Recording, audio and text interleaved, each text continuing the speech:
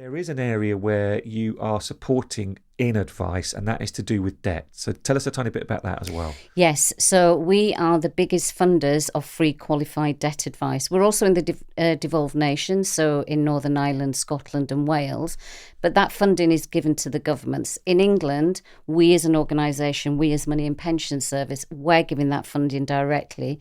So we procure in various organisations. So they go through a procurement process.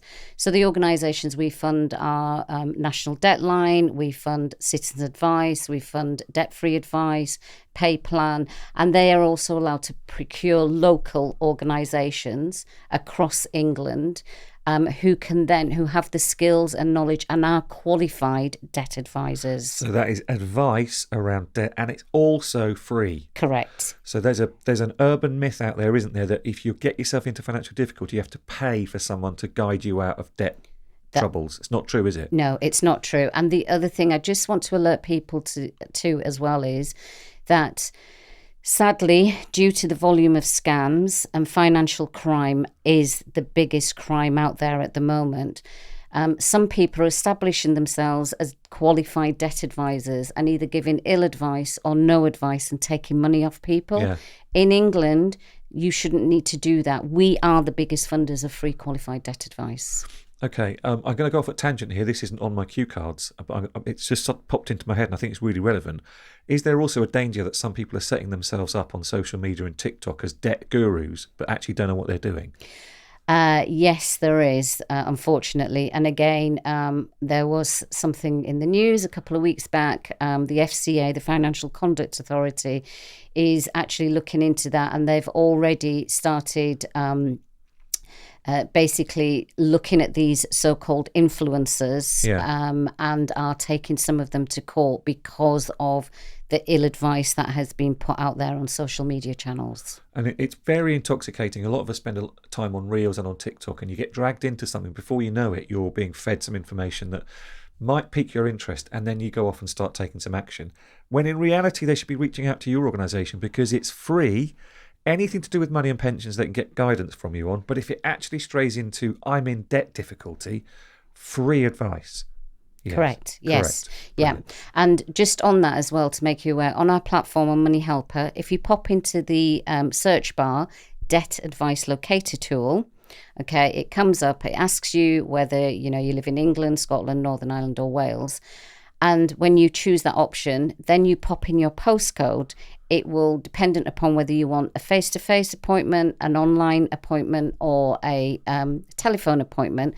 Once you pop your postcode in, it will bring up all the organisations that you can access free of charge. And the other key thing here is it's all confidential. Yeah, so free of charge and confidential. I love that. We've met before. So I used to do some work promoting pension awareness 2 or 3 years ago. And we had some amazing colleagues of yours talk about some calls that they take from people, sometimes distressed calls, sometimes calls where there was already a scam going on. It was obvious within seconds that there was a scam going on, and stuff like that. And but one of the things that struck me in that chat was your colleague saying, we're actually quite underused. We have resources that aren't being fully deployed. Is that still the case? Have you still got an awareness thing going on?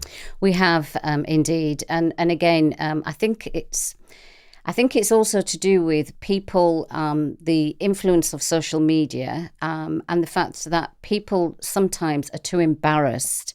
To open up and talk about their money. Pre-cost of living, pre-COVID, it was 1 in 5 that had a sleepless night due to money worries.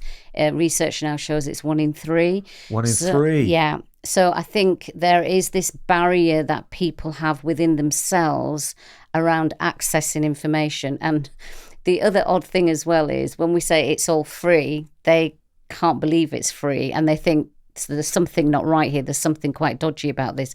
But actually, it's MoneyHelper is backed by the government. Yeah. Okay, it's legit. We're not here to con anybody at all. But we're just trying to encourage people to really overcome some of those barriers and, access all our free information and resources as well. I love that point as well, because you really stressed the point earlier as well, it being free, is it being confidential. And I'm guessing some people might think, well, I'm not going to speak to them because they're part of the government, and therefore, if we tell them stuff that's confidential, it might get fed in, and then all of a sudden, government knows stuff about me that it shouldn't do. That's not happening, is it? No, not at all. Okay.